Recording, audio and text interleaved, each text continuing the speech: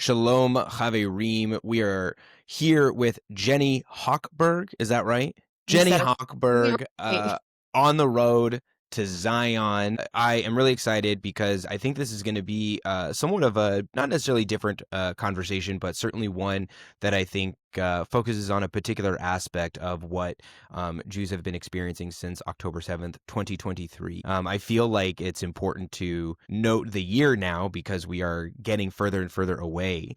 And so now we are here with Jenny, and Jenny is an actress, like an actual actress, not someone that is like an aspiring actress, like so many who are call themselves actors or actresses or writers or comedians, but in reality, they're actually just content Yeah. creators and they use Israel when their views are down. Yeah. And they're just like, oh, I'm so against Israel. But Jenny's not that. Neither No. is she against anything of the sort. And No. so we're very excited to be here. Jenny, thank you so much. Thank you for having me. And I'm just happy to finally actually meet you in person in a virtual way. Yeah, I know. Finally. I feel like so often there on with content creators, it can feel like we're not necessarily like passing ships in the night, but we'll like DM with one another, we'll comment on each other's stuff, but rarely will we ever have like real conversations, especially for Yeah. someone like me who doesn't live in New York City. So it is Yeah. always nice to meet in the virtual space and have real conversations. Yeah. It's actually really weird to see you right now because I'm so used to seeing you on social media that I'm like, oh my God, he's like a talking image in front of me. Well, in some ways, same as well. Like, all I saw on your Instagram last night was, just you partying it up. So it's cool to actually Yeah. be able to converse. And as I wanted to quickly note that I got her last name correct on the first time, which I think is pretty You did cool. it. Oh, no, no one does. So Really? yeah, no one does. They always say Hochberg, but my ancestors changed it from Hock apparently when they came here to America. And I'm like, they thought it would be better to be CH. And I'm like, why did you make my life harder by doing I'm that? surprised that Jews would get that wrong Yeah. since my name, I actually used to change my name when I was like in third grade. I would change my name from ZACH to ZACK because so many people would like call me like Zach. And so I'm like, no, I'm not going to do that. So I'm going to write it like this. And of course, like the reason is because it's the Jewish way of spelling it. Like it actually makes sense Yeah. to do it as like because it's represents the ch. So more than likely it was Hochberg, like Hochberg or something That's like that. exactly it. That's exactly how you say it in German. I am not German, but my last name is German. It means high mountain. There, that's cool. That's a Yeah. cool. I'm just somebody whose family I think was in the silver trade or something like that. Who knows? But anyways, let's get into it. We've Yeah, been let's now go. chit-chatting now. So Jenny, Yeah. will you please just introduce us? Tell us a little bit about yourself Yeah. and really what is your Jewish story? How did you end up getting here? Yeah, so I've been in New York for 12 years now. I've been an actor for over 15. I've done a lot of TV film like Parks and Rec, House of Cards, Law and Order SVU, Power. I've done a bunch of indie films and a lot of theater. And I played a Nova survivor in a verbatim play about October 7th off-Broadway. And I became best friends with the survivor who I played. She's one of my closest friends. I adore her. And I always promised her and her mom, just on a side tangent, that I would always tell her a story whether I'm on stage or off. So people want to hear it. Because in the beginning, I would tell anyone who would listen. And now she kind of wants to heal and move past this. So if it feels like, okay, it's the right time to talk about her story, then I will. And I'll show pictures of her at Nova because she should never be forgotten for what she went through. So that's just the acting portion of what I've done. I'm also an acting coach. And my Jewish journey, a lot of Jews I know reconnected to their Judaism after October 7th. I specifically was very distant from mine because two reasons. I went to a Jewish youth group growing up with just so many mean girls. And I always associated them with Judaism. And it was a very, very, very prominent Jewish organization for teens. And these girls were like the meanest girls. I mean, by far, they were just cruel. Like one of them told me that they tried to, they thought it was funny to get someone who was less popular than them at a party to overdose on shrooms. And they were like, it's candy for popular people. Don't you want to be popular? And the girl ate like the whole bag within 5 minutes. And she thought this girl who I was in this youth group with thought it was so funny. Like that's the level of viciousness. Man, you That like lived in like one of those like 90s high school movies. yes. Yeah. That's like real. I didn't think Like that the people acted like that in like real life. yeah, like Carrie Mean Girls. Like this girl thought it was the funniest thing. And now she's in politics. So I don't know if that's fitting for her or not. But Makes a lot of sense actually. yeah. And then I had a family member who's become very ultra religious. And I was forced into some things with Judaism. I didn't get to really I had talked to a friend about this recently that I grew up in a semi-kosher household. We had kosher silverware. It wasn't my mom, but a family member of mine, I was just told to do this. So I didn't really understand the meaning of it. And there was a lot of issues with this family member. And so I always associated my Judaism with them and these mean girls. So Hmm. for me, I became really distant as I got older, just because of being bullied, Hmm. plainly. And then And slowly, yeah. and this was in Baltimore, right? You're from This is Baltimore Baltimore County. County. Yeah, Baltimore Yeah. County. And you And also mentioned that you went to day school. I want to kind of put that. I wanted to see you went to day school. yeah, I had a really rough experience at day school. I was bullied so badly.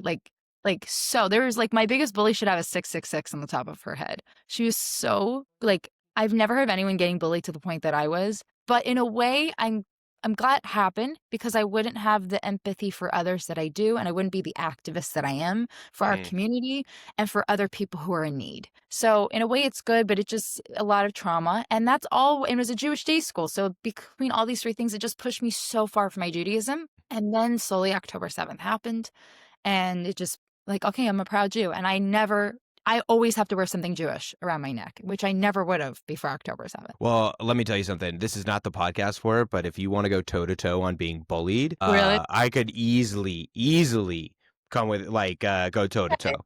Oh Okay. yeah, yeah, We yeah, have yeah. So sure. yeah, we'll trade some stories offline. Okay. Very similarly, both interestingly enough, it was in my Jewish spaces and in non-Jewish spaces. Weirdly enough, it almost made me want to dig in even more into the Jewish spaces, rather than almost as an FU kind of thing. Oh, wow. But yeah, different conversation for a different time. What was it about October 7th then that made you feel? Because we're talking years of trauma that really pushed you away, and then October Yeah. 7th pulls you back in. I'll also tell you, I've always said I was Jewish. I never didn't celebrate the Jewish holidays. Always I even looked at the Baha'i faith and was like, oh, I like that, but I don't want to get rid of my Judaism. But people ask me what my religion was, I would say, well, I'm Jewish, but I'm more spiritual than Hmm. anything. And October 7th was that. So my mom's grew up in Israel, so she spent a lot of time there. So it's always been a little bit a part of me. But then I also have my cousin's a Holocaust survivor. My honorary grandfather, Sammy Stegman, is a Holocaust survivor, although we connected recently. So I've always had, activism for Judaism in my blood. And I've always fought for the rights of others. I marched for gay marriage equality. In 2010, I even started a bullying awareness group, an education group to educate elementary school students called Stop the Bullying, Have Hope. So I've always been very outspoken for others, but I was watching A Small Light on Disney Plus, which is about Meep, who saved the Frank family or helped them stay in hiding. And I remember sitting there a week before October 7th, and I had this strong gut feeling you have to watch the show. And I don't know why, because it was so heavy. And I remember thinking, well, this is never going to happen again. This is my friends would hide me. I know this will never happen to the Jews again. And then October 7th happened. And what put me in shock was the horror of what happened at Nova, what happened at the kibbutzim, the videos that will still live rent free in my mind. I mean, I think I told you one with the Biba's dog that you were Yeah, like, no, oh, I don't see. I yeah. haven't watched. I haven't watched any footage that I have seen of October 7th has really been against my will because, for me personally, the way that I think about the footage is that, if I watch the footage, I will be radicalized beyond what is necessary, Yeah. to the point where I wouldn't be able to approach it with a nuanced perspective that is necessary in order to achieve something. And I would just become I feel like I'd be a kahanis at that point, and so I'm essentially protecting myself in that way, if that makes Yeah. sense. Yeah. So those videos, they popped up, and the first thing was just replaying on CNN over and over again. I also watched the Rockets hit at 3 a.m. in the morning the night before, and my mom was like, oh my God, they're getting attacked. And I was like, well, they're always getting attacked. What's the difference? And then I wake Yeah. up, the first thing I see on Instagram was on a Bravo gossip page, and someone said, oh my God, pray for Israel. And I was like, what? And then I think I had followed 3 prominent figures from that country, and one was Guy Natif, the Israeli director, and because of that, then I was able to find other people to follow, Kosher Dills was one of them, Rami, and other people, and I started finding more and more resources as time, within one day, And I also saw so quickly how many people I knew who were in my industry who I just was on the SAG strike lines with. One who was Jewish, who was posting about going to protest in Times Square against the victims of October 7th. And that, with like my activism of fighting for human rights, and plus seeing how we didn't even know if our loved ones were alive or dead yet. We couldn't reach someone for 5 days. We didn't know if our family was okay. And all of that combined is what made me be like so outspoken. And so, can you talk a little bit more about that experience? I've mentioned on many podcasts and in much of my content about what it was like for me trying to, get my book marketed and published in the fantasy realm and being involved in book talk. And then, after 6 months of building relationships, I saw that they basically turned on. They turned on us immediately, basically. And that's just me, who's like not even invested in book. Like if my book never gets published, it never gets published. If I never become an author, it's sad and disappointing, but like I haven't invested anything emotionally or personally into it. But this is obviously your career. And so for you, what was it like to really just be in this world that surrounded by it, and maybe that feeling of, what do I do now? I felt so isolated. I felt so alone as a person. I was just also in shock, and I block people right away. If I saw that they were posting things like, oh, like I said, I hope peace comes for both sides.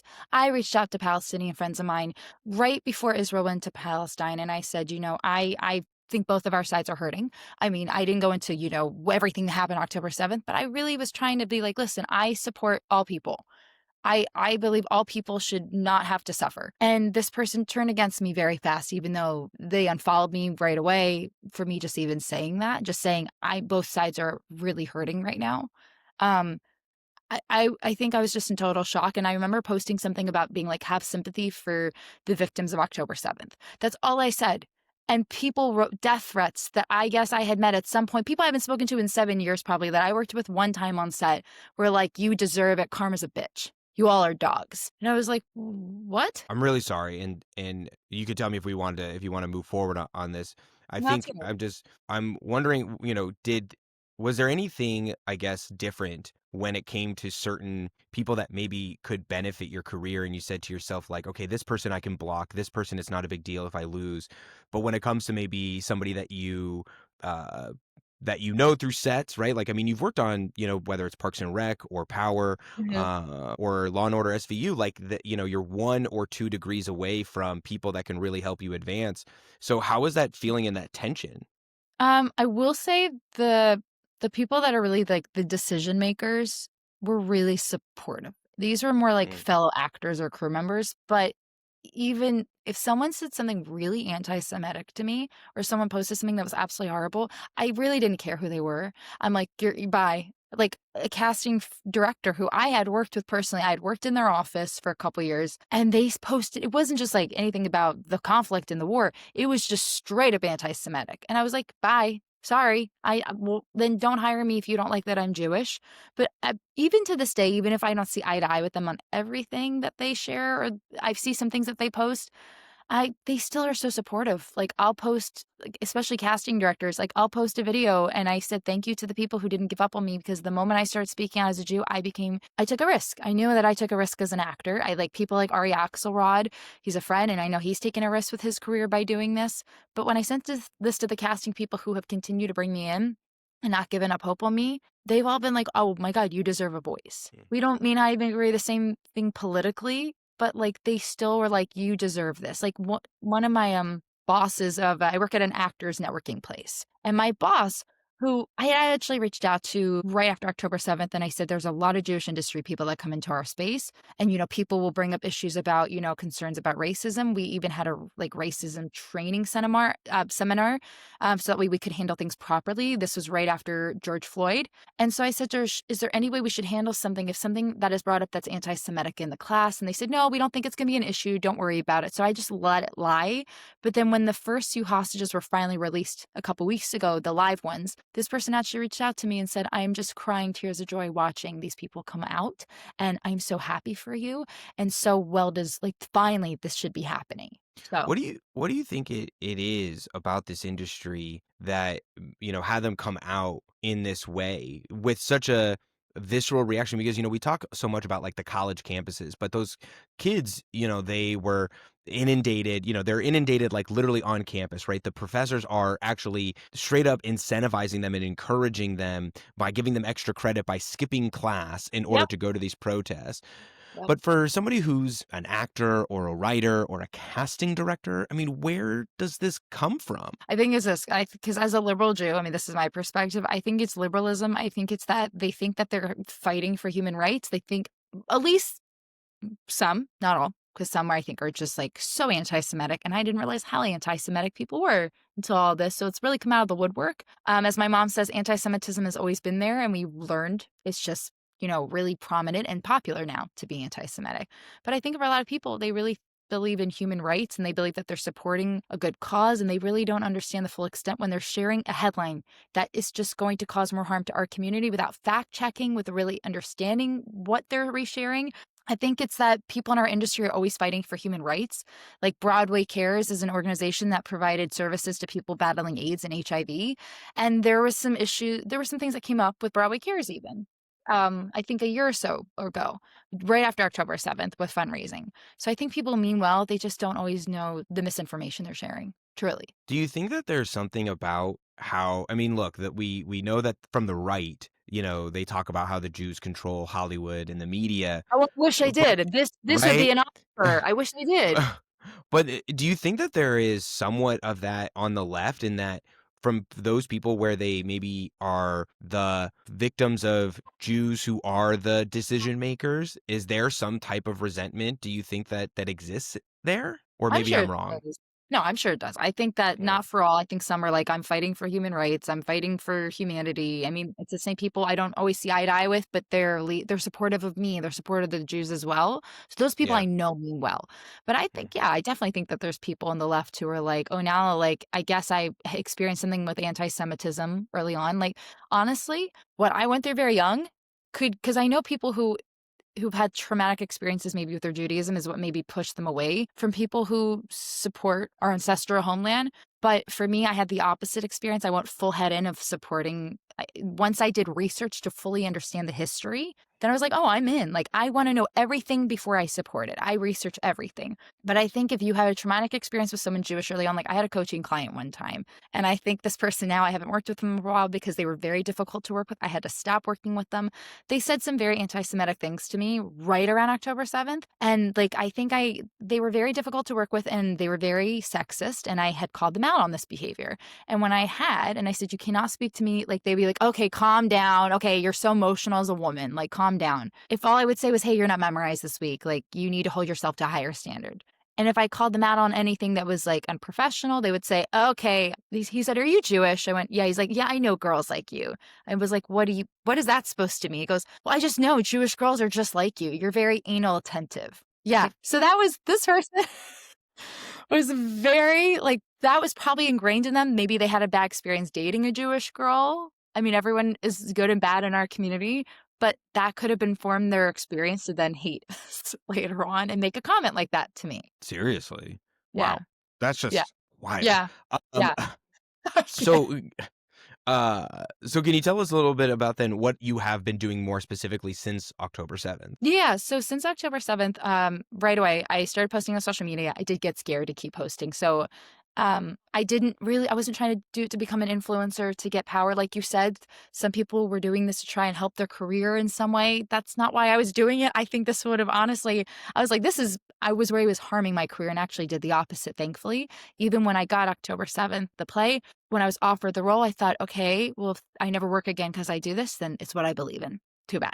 So I started posting. I got scared because of all the hate I got. And so I did a lot of stuff hush hush behind the scenes. I would go out with my mom because we lost so many of our friends who said one of our closest friends, who my mom, it was a trans person, trans musician, and that my mom has known this person since before I was born, before they had transitioned. And when my mom tried to talk to them about October 7th, this person said, "What? Hamas only killed 20 people." They subscribe to the whole Hannibal directive thing. They're like, Yeah. it was actually Israel that killed the majority of their people. They just don't think that it was that big of a deal, that they think that the other side suffered way worse. And I'm not saying who suffered worse than anyone else, but October 7th, I mean, my mom was like, "You need to read the book Testimonies Without Boundaries," um, by Alon Punzel, if you really wanna know what actually happened on October 7th, which is horrifying.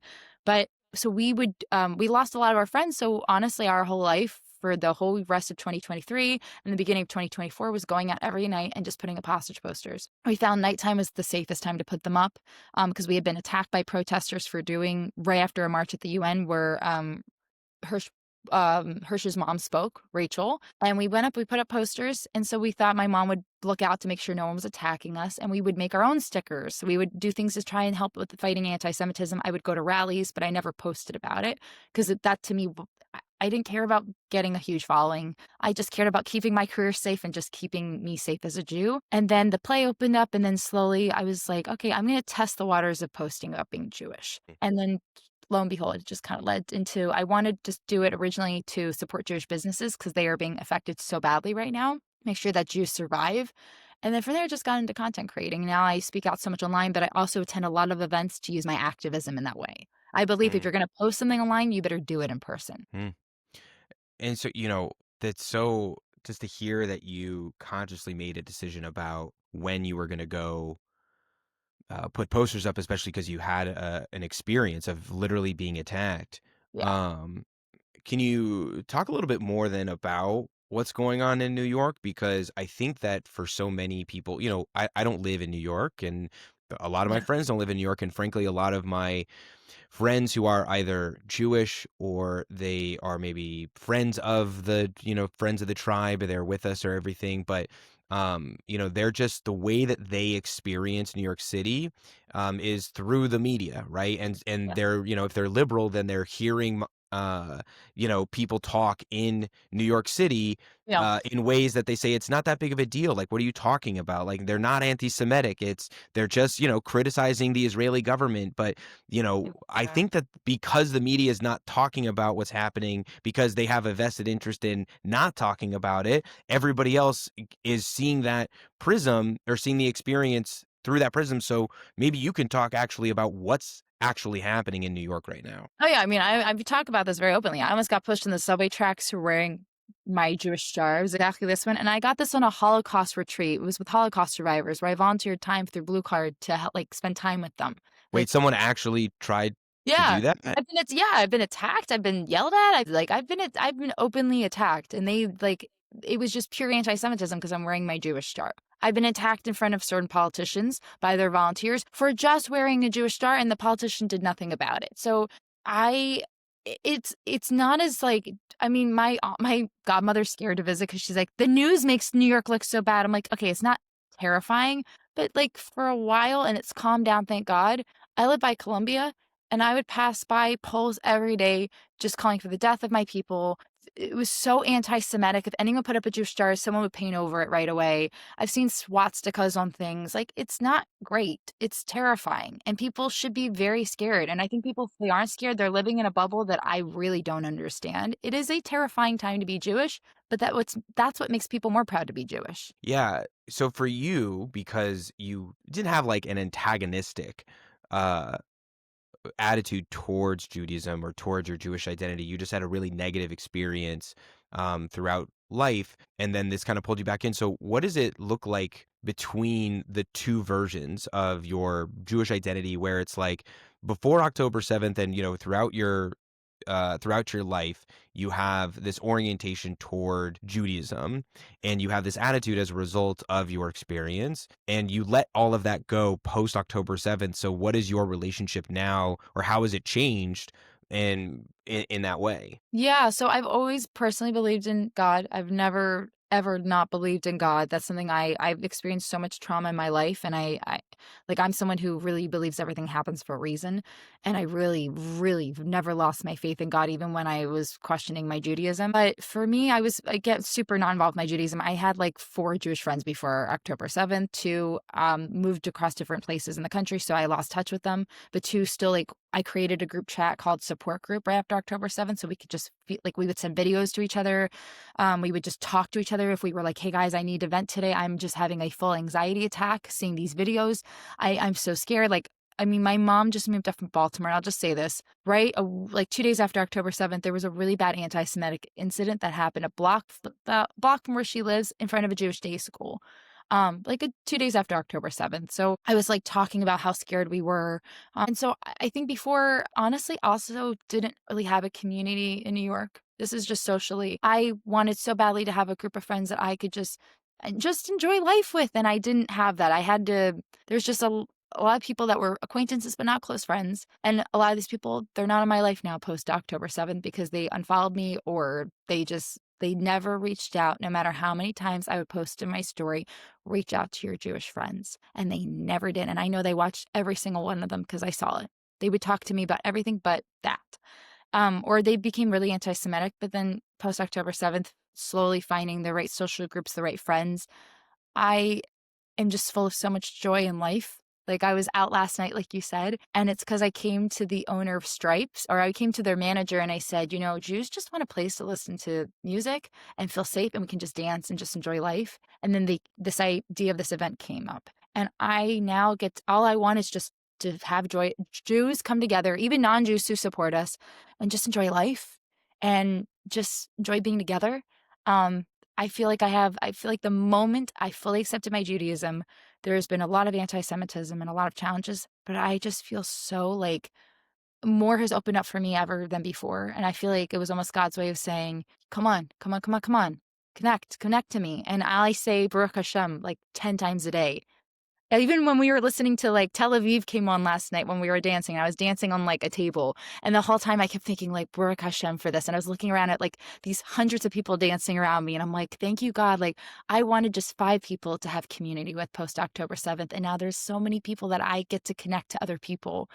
Um, my life got way better after October 7th, although I wish it never happened the way it had to. I think I think there are a lot of Jews who have a similar experience, especially for those that did not, maybe have a platform, or did not, they weren't content creators beforehand, or they were, but then, they blew up afterwards.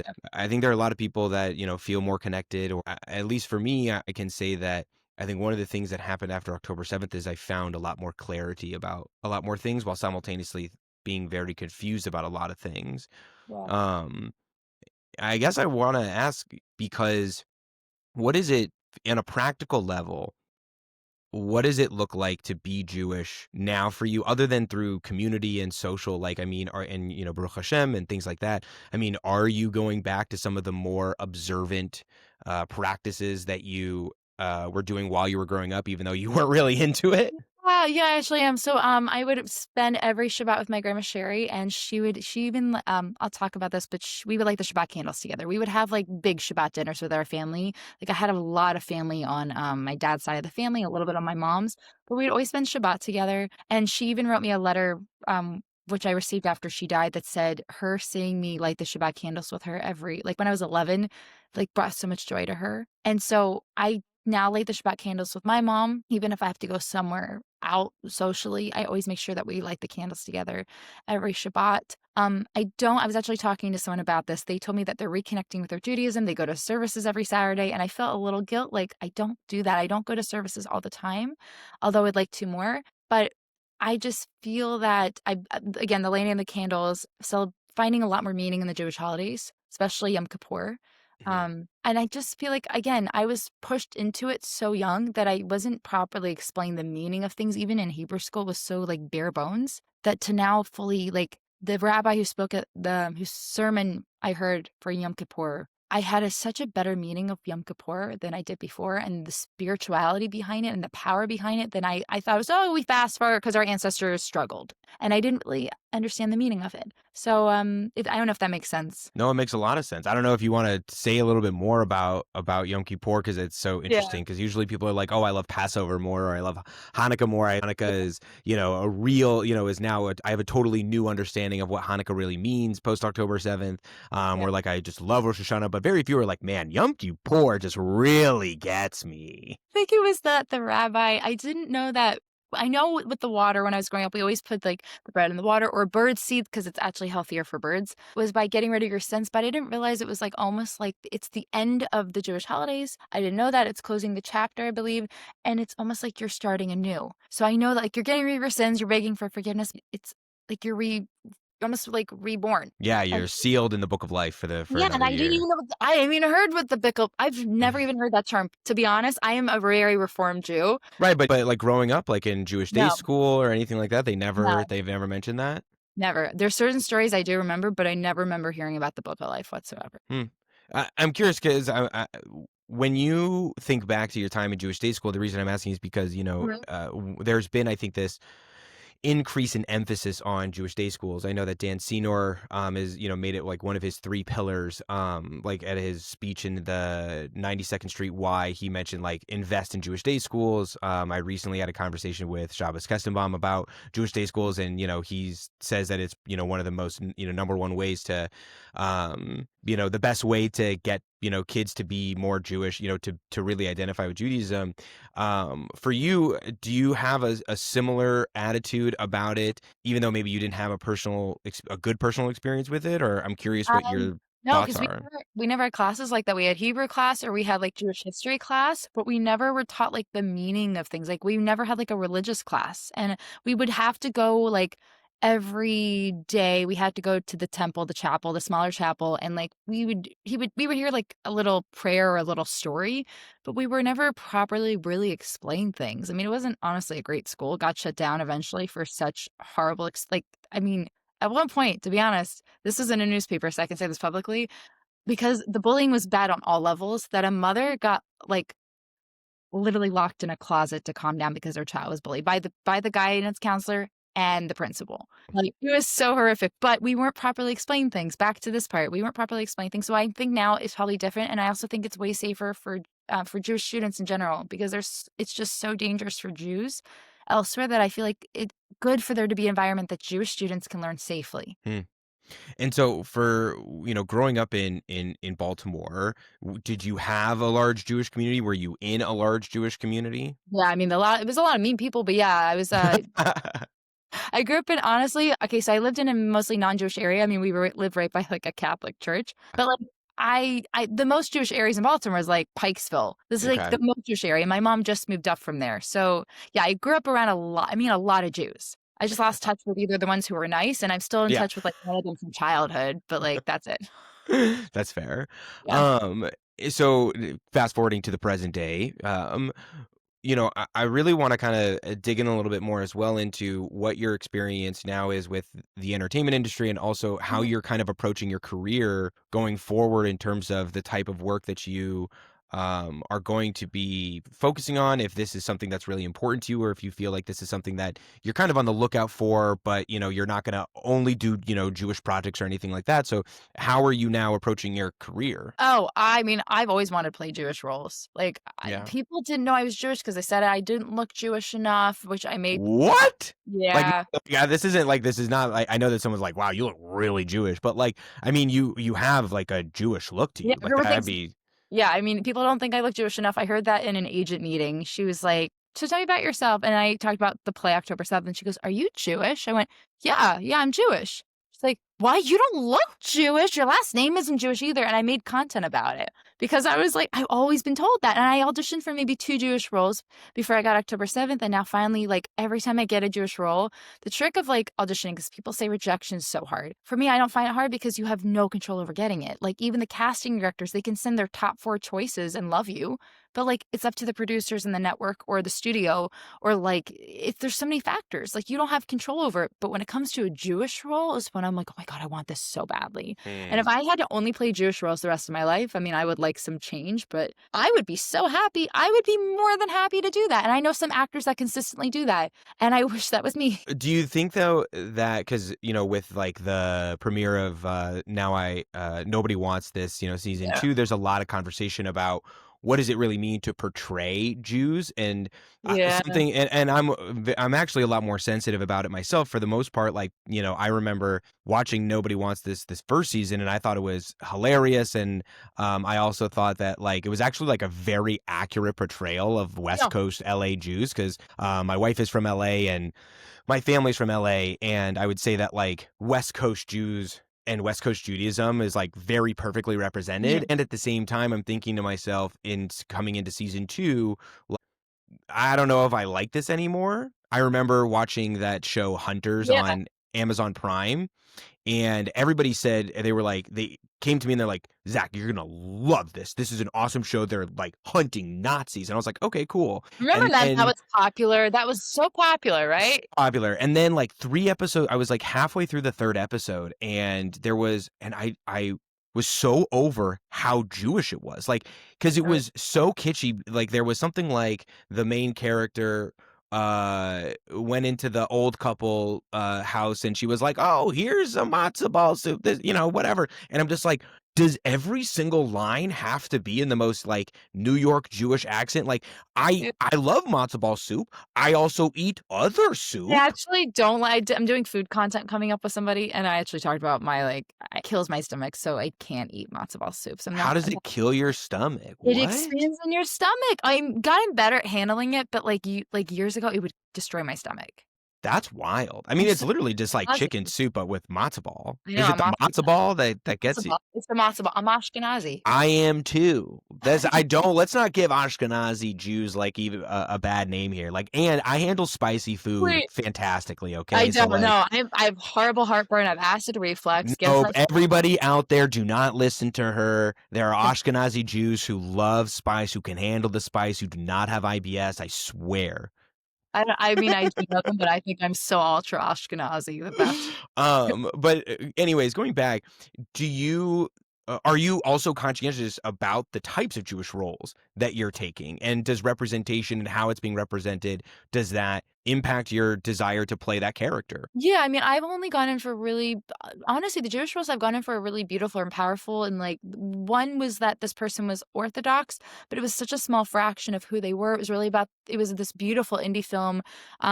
The writer, I'm gonna say her last name wrong, was Malka Wallach is her it was the best film I've ever read, and it was so gorgeous, and it was really about 3 Jewish friends, that grew up together, and one of them is an ultra-Orthodox Jew, but in the movie and the character was more about friendship and female empowerment. And Hmm. so it was just a small fraction of it, just a tiny, tiny fraction of it. Although Yeah. it was all the characters are Jewish, and Malka's a very proud Jew, as herself. But also, I've gone in for a couple guest stars for a TV show recently, and they were Jewish roles, and I did a great audition. But Judaism is such a small part of it. Like there was a Shiva house, but Yeah. it was just their identity. It's not, oh, here, look at me, I'm a stereotypical Jew. So I haven't gone in for like I went in for think Flushman. I'm forgetting the full name of it, which Jesse Eisenberg was Yeah. the lead of it. And that was like, oh my God, Seth's so hot. We went to summer camp with him. Oh my God. It was like very, I guess that's the most prominent Judaism I've auditioned for or played, but mostly either Jews I've auditioned for or Jews I've played, they're just Judaism is part of them, but it's not the whole, they're not a stereotype. So Yeah. I think I, if something's making fun of us, then I'd be like, no, like even when I coach, I say if there's anything that makes the Jews look bad, I won't coach it. hmm. Yeah. And so does that actually I'm curious what your opinion is on this, because on the one hand, I very much agree that if like every single line out of a person's mouth is like, oh, like at camp shy or something like that, or Yeah. they have a little bit more of an accent or whatever it is, I'm like, oh my God, like we don't talk like this. No. But at the same time, if they don't ever mention Judaism, or it only comes up like, in the, whatever ways, Yeah. it's this tension of like, well, wait, should Judaism have been more prominent? But what is it actually, in your opinion, what does Yeah. it mean for a Jewish character to have their Judaism somewhat at the forefront, but not make it their entire personality? I think it's the inner life of the character because it's my job as an actor to create a human being. It's like a really cool way of thinking about acting. It's not just memorizing lines and crying all cute, although I do fantastic at both. It's more about you're birthing a human, basically. You're creating like the person I portrayed on October 7th, I knew nothing about her except her name and a picture of her.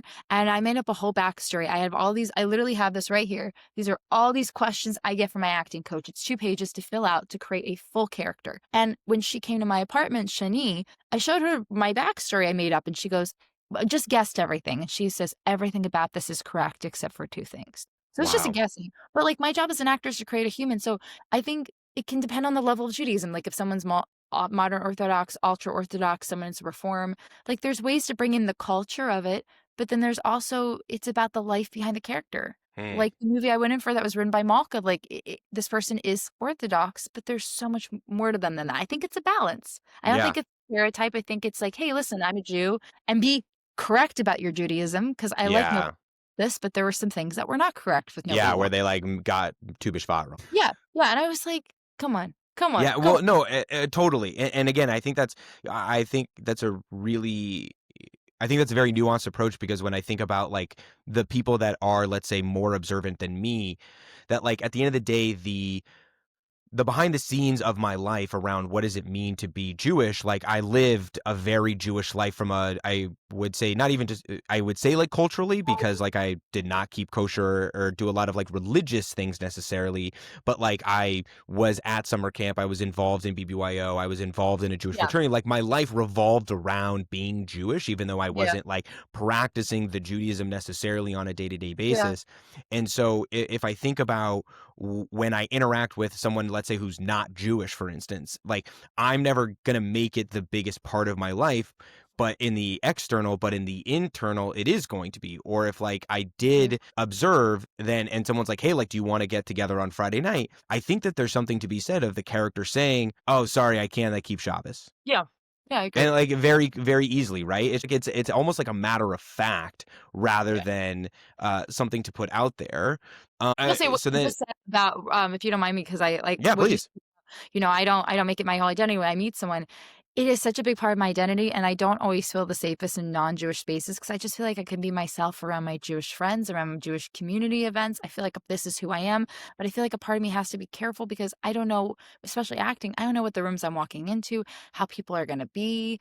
I don't know everyone in my industry, so it's like a touch go thing. So I feel like a part of me has to hold back a little bit, but I Yeah. don't my identity. I'm like, you're gonna see me on Instagram. You're gonna see what I represent. In a way, it was I'd actually talked to Ari Axelrod and Jonah Platt about this because I said, I'm actually really nervous. I've only worked in very, very pro-Jewish spaces, and I'm actually nervous as an actor. Like when I'm in the spaces, because I recently have been. Like, how am I? I don't want anything. I don't get really nervous with the acting portion of it because I'm such a pro. But like, I do get a little nervous of like thinking, what are people going to think when they see my Instagram? And Ari said the best thing, and is that he relates, but fuck it. Because if they are so against you and your people, like this is who you are and it's good.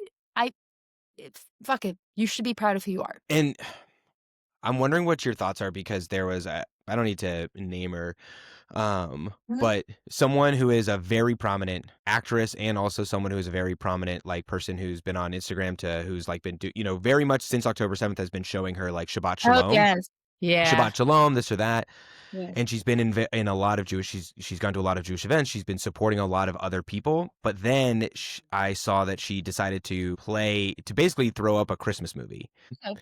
Okay. And all right, I guess it's Emmanuel Shrieky. Oh, I love her. I love her, but yeah. I love her too, and like I love her not only as somebody who grew up watching Entourage, but then also it's been so incredible watching her um be more proudly Jewish on Instagram and also like on when she went on to talk shows she talks about it and all these things. And then I see her decide to make a Christmas movie Mhm. and I'm thinking to myself, why? Like, what is it about this proudly Jewish, we need to be more proudly Jewish, we know what's happening, and then, it's one thing to just like not be Jewish, but then to like literally play somebody who is in a Christmas movie who's saying like, and has this whole storyline that could very easily be just as the same storyline could exist in a world in Yeah. which she plays a Jewish person instead and celebrating Hanukkah or whatever, but instead she decides to play somebody who is celebrating Christmas. And I'm wondering what, this is not necessarily a criticism of her and be like, well, you're a bad person. There's no moral judgment.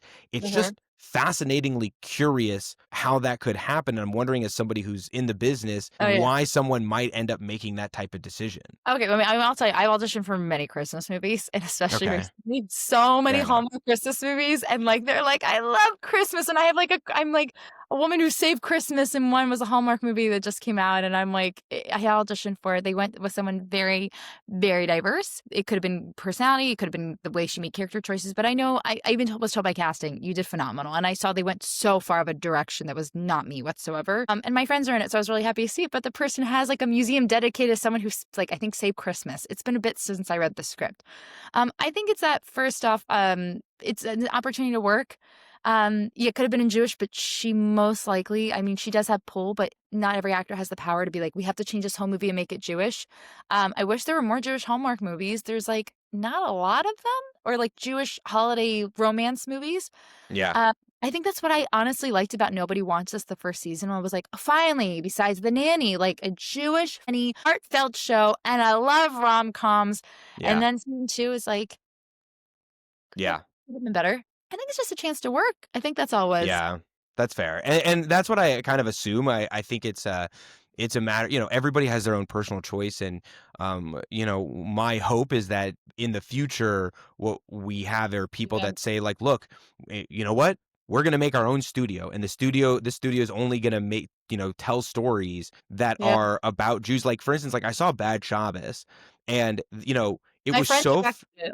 that's incredible, right? Well, tell your friend they did an awesome job. I will. Because the difference between Nobody Wants This and Bad Shabbos, and again, this is speaking as somebody who did actually enjoy season 1 and Yeah. actually thought that the criticism of like how the Jewish women were portrayed was, I thought actually a little much, because to be I did too. honest, I did too, to be honest. the way that those Jewish women acted in season 1, I was like, you know what? I know a lot of Jewish women that act like Yeah. that. So like I get when people are upset, but I also was like, I literally went to school with people like this. yeah, like I know people I like mean, the that, but graffiti and the trash can part yeah, and maybe that was a little much. Maybe that was a little much, but like overall, like the overbearing like Jewish mother who's like pissed that her oh, son is dating a shiksa, and like all this kind of stuff, like all of those things are like, and like the jealousy from the ex fiance or the ex girlfriend or whatever, like that is 100% yeah. true.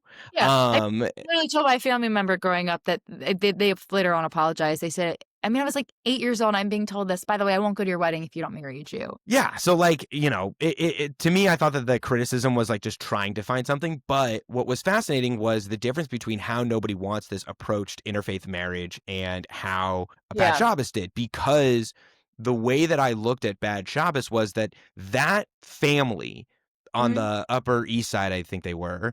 I can't remember if it's East or West or Yeah. whatever. It's all the Yeah. same. That like Some people would very much be angry at you for saying that. yeah, I did. By the way, I did. I said that on purpose. I said that on purpose. I said that on purpose. Everybody, People are gonna be like, how dare you say that? I'm like, good, good. Fight both sides. me. I've been on the Upper West Side for like 11 years, and I'm like, both sides are great guys. Like, It's the same. They both have brownstones and stuff, right? Okay. Um. Anyways, um, my point is that to me, it very much felt like at the end of the day, even a Reform rabbi is not going to marry a non-Jew. Somebody who is a rabbi, someone who is a rabbi of a major congregation, is yeah, not going to marry someone that is not Jewish, no matter yeah, what, right? No yeah, matter how Reformed they are. And so on the other hand, the fact that that Kristen Bell's character was like so anti conversion, again, to me was something that was wholeheartedly just not true, right? That was the one piece that really got to me. On the other hand, the Bad Shabbos, it told the story of so many families that you mhm, have this very traditional conservative or modern Orthodox type of Ashkenazi family with the, you know, the daughter who has a Jewish boyfriend who's an asshole, Yeah. right? You have Wait, do you want me the I'm gonna text him right now and say we're talking about this. Do you want me to please, you should. Yeah, no, that'd be great. Like, look, I'm not above getting connected to people. I'm I gonna just, text him right now. I'm literally texting him right now. I may or may not be a name whore. It's fine. I'm gonna tell him, say, for everyone watching, say, I'm on a podcast and we're raving about bad Shabbos. I'm literally texting him right now. And Yeah, so it's Robbins. I'm literally texting you as and so then you have like the really nice Jewish boy who found a woman that he fell in love with, because you can't you can't fault someone for falling in love with a human as they are, but very clearly from a values perspective he said, look, you have to convert. And she went through the conversion process that needed to be done for his family. And that is hard, because despite going through that conversion process, it's still not the same, especially for a Jewish man to be marrying a non-Jewish, even converting woman. Mhm. And I get all of that. And then of course, like the little kid, or the little brother who had like all of the IDF stuff, like that is so freaking accurate. As somebody who was 17 years old, went to Israel for the first time, and was like, I am obsessed with how awesome the IDF is. And to me, I'm like, this is a beautiful way to make such a wonderful story that Yeah. is 100% accurate, that reflects the complexity, but also the heart of Yeah. what it means to be in a in a conflict inside of a Jewish family. Yeah, I also think, well, I'll just say this because I have friends who are actors and they're Yemenite and they feel like people they can audition technically for Muslim roles because they're not Muslim, but that's, that's how they look. And so I know that they have a really challenging time feeling completely unrepresented, because when you think of Jewish, especially in the media, you think very very white passing Ashkenazi, when really there's, like, I've done a video about this, that there's so many diverse Jews. There's Mexican, there's Hindu, there's indigenous, even though we are indigenous to our ancestral homeland.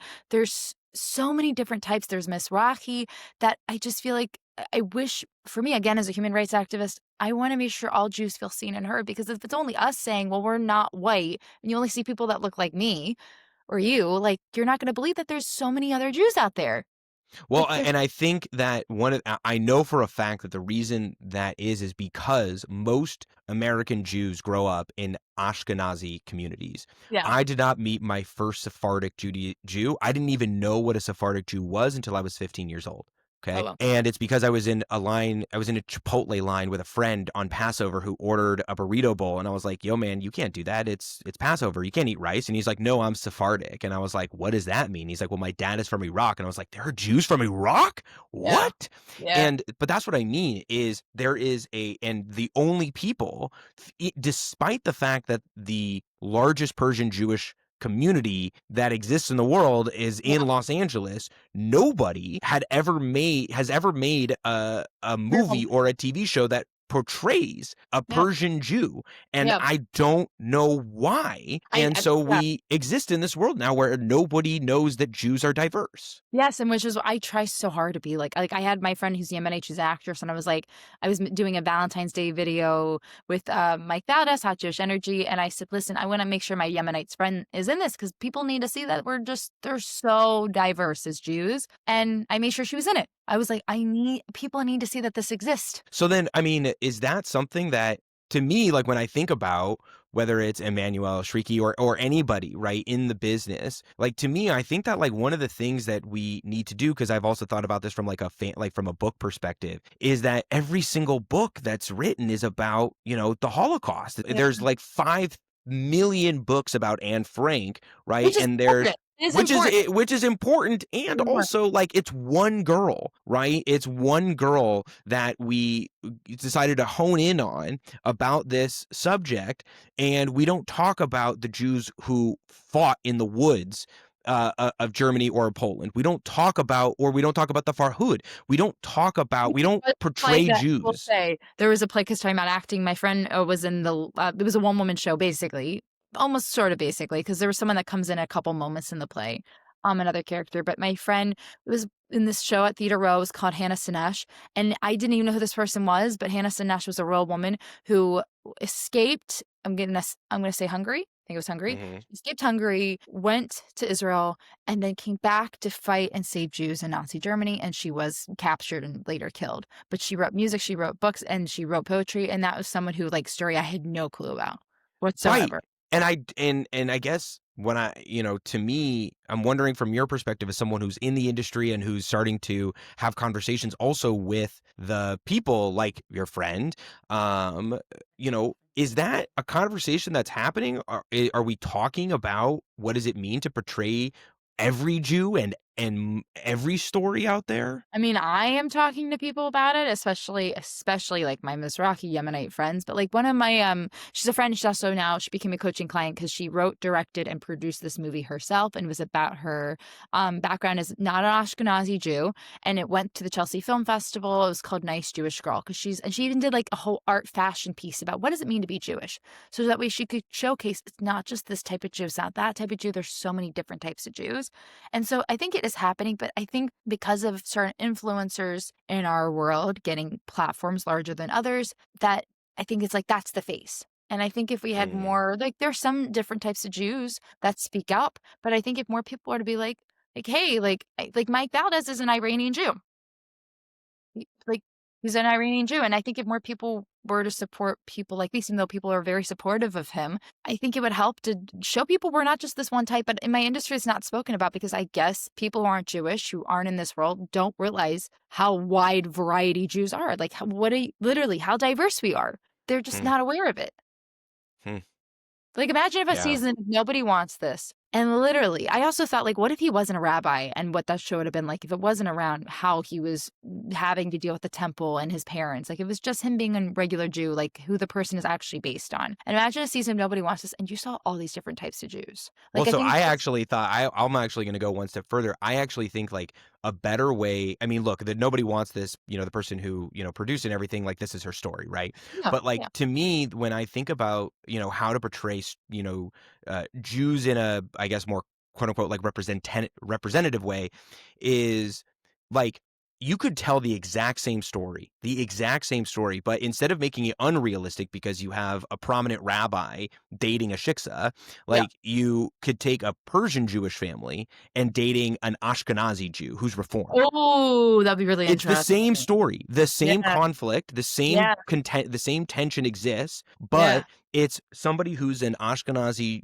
Jewish girl from, I don't know, from whether it's from LA or like, I don't know, pick Seattle or something like that, yeah. who has to figure out how to navigate this like very, patriarchal, Hey, pretty very powerful. traditional, modern Orthodox type of community. Yeah, because I know I have Persian friends who are like, I will only marry a Persian. Correct. And so you still get that same story that fulfills this, tension that isn't centered around, oh, I'm so Jewish, right? But Yeah, it's literally telling a story that is as old as time, yeah, but through a very accurate portrayal that doesn't yeah. offend anybody and that doesn't reflect anything that's not true. Or even if you made it about, I mean, because I would want the diversity. So I think it's very important to have Persians is represented. But also, even if you did like modern Orthodox dating, like a Reform Jew, because I was myself as a single Jew, I'll meet guys, but I'm not going to go to like more religious. I want to Yeah. stay in that, which is about like Reform conservative. But Yeah. there's Jews who are I met someone last night who was like, I really can't do this because we weren't even on a date. We just met at an event. He's like, I can't really do this because you're not going to become Orthodox. Yeah. Like those are real, true Yeah. things. And I think that I think there are so so many many. needs for someone to write this into a project. Somebody do it and cast me in it. Thank you. Yeah, I don't, I've never written a script before in my life, but I'm pretty sure I can, Do it. tell Do you it. about it. But I Yeah. think that that's something that I really feel is probably the most important piece to all of this, which is I think we just need to tell real stories about Jews that are 100% true and accurate, that reflect our story and reflect us. And we don't have to exaggerate, actually. No. No. We can talk about stories of Persian Jews that escaped, Iran, Yeah. post 1979, and it tells the same story as a Holocaust story, but Yeah. instead another story about the Holocaust, it tells a story about this. Yeah, because I also think something you just said just sparked this for me. Like I grew up, the only things I grew up really watching that were Jewish is because my dad didn't really want me to watch Christmas movies growing up, even though my grandmother did let me do it. Uh, grew up watching the Santa Claus and like the Grinch, but was that I really only grew up with like Fiddler on the Roof, The Yep. Nanny, and like these VHSs. Yes, I said VHS. Um, like of like these Hanukkah puppet show things. Like Yeah. Or like Adam Sandler, which by the way, I love Adam grew Sandler. up with Adam Sandler either till like later on, till much Oh, of that's what wild. was like one holiday I was like, I want to listen to some Jewish Hanukkah songs. The only one I could find was that because I didn't really know about all there's the music Yeah, that exists. for But yeah, sure. like I think could you imagine if a Jew growing up like got to see so much more diversity and so much more to know that there's a world beyond just like like beyond Yeah, that. and seeing Jews as not just like the nerdy person, but like as Yeah. a fighter, right? As seeing like what does it mean to be a Maccabee, right? What does it mean Yeah. to be someone that fought the Nazis, someone that fought, or somebody that fought in 1940 in the 1948, War of Independence or something like that. There's Yeah. just the fact that don't have a biopic about Theodore Herzl is a crime in and of itself. Yeah. Yeah. But anyway, so I guess to kind of bring it back to your story because we went off the rails a We can little bit, but probably I'm glad, right? No, but I think the to wrap up, for you, where do you go from here? What is kind of like your next evolution, especially as October 7th is becoming further and further away from not just certainly from the American psyche, but also for Jews. I mean, to me, I think that, it actually hasn't changed anything when I really look at the landscape, in terms of like how That's we're acting from, for us. It's gone yep, harder. acting from pre-October 7th to post-October 7th. I don't think that we've actually changed anything. But for you as an individual, how are you now moving throughout the world, and what is kind of what does your future look like for you as a Jew in this world? It's funny, I was just thinking about this the other day, especially when my friend was like, "Oh, I'm going to synagogue on Saturday morning." And I was like, am I bad that I don't do that? Am I going back to who No, I you're was? not actually. You're not actually. Thank you, because I never want to ever be who I was before October 7th. I wouldn't want to have those. Like, I've had somebody say to me, "Oh, I miss the friends I had in my life before then." Why? Why would you want to be friends with someone who's anti-Semitic? Yeah. Those people also weren't good friends because they wouldn't have hidden me. Like, they Yeah. never once were there for me. If not, if I told them I got attacked for being Jewish, stop being a victim. You're Yeah. not the only hurting in the world, which I've heard more than enough times. Which I'm aware I'm not the only one hurting in the world. God. But I think just keep speaking out as a Jew because anti-Semitism sadly not going anywhere. So and also even lighting the Shabbat candles, even being at like a party like last night, I just look around. I'm like, people have tried to destroy us for so many years, and they have continued to try to destroy us, and we are still here celebrating. So I guess continuing to do Jewish content because I don't want to ever go back to who I was. I always want to be a very outspoken, proud Jew. I feel completely naked if I don't have like a bracelet. This is Hatikva Hatikva because I got very scared of wearing a Jewish star after October 7th. So I made bracelets as my own little thing for myself. Wearing this, just keep doing Jewish content, keep speaking out, and the main thing is I want to make sure that we, first off, keep uniting as Jews. I mean, I know right now it's a very hot topic thing that's happening between left wing and right wing Jews and ultra religious Jews versus ultra religious Jews right now, especially with things in the West Bank. But I think the people who are level headed and middle of the road, like you and I, that we stay united. I think, and I talked very openly about this at an event recently, that I think the biggest mistake why, like, because everyone's like, God, we stood by these communities as Jews. Why aren't people there for us? I think because we kind of forgot to keep talking to these communities, Black communities. Not all Blacks people have like deserted us as Jews, but I think a lot of communities, Islamic Jihad has infiltrated certain communities. Hmm. Not necessarily, I'm not saying who, but I think that we didn't do as much reach out as we should. And I hope what happens is, and I have seen this, is that we keep uniting. Like there's, I'm going to say, I don't want to say the name of the organization wrong, but they have a Black department. And Hmm. the person who runs it isn't Jewish, but she and I have met, and we're trying to actually help Jewish high school students right now. They're battling extreme anti-Semitism. And we're just trying to unite because she says, I relate to you from the Black perspective. And I relate to her from the Jewish perspective. And although we will never understand each other's pain in the same way, I said this to my best friend who is Black, and he's been my best friend since I was 14 when the George Floyd event had happened. I said to him, listen, I will never understand your pain as a Jew, but I will always be there for you. I said, I've experienced my own suffering as a Jew, but not to the point that you have as a Black man. Hmm. And I think that we just actually need to keep doing outreach for people to, if we keep saying, why is no one there for us? No one's speaking out against anti-Semitism.